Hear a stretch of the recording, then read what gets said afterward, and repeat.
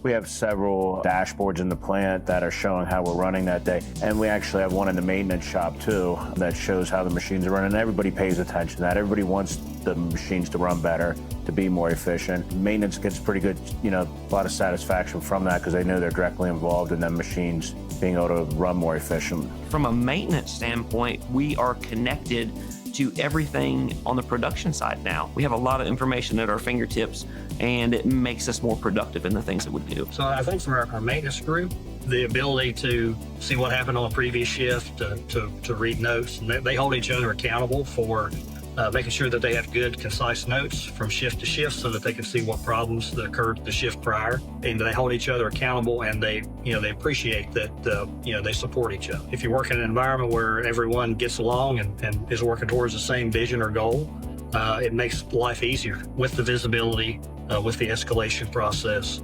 You know what's going on every minute of the day.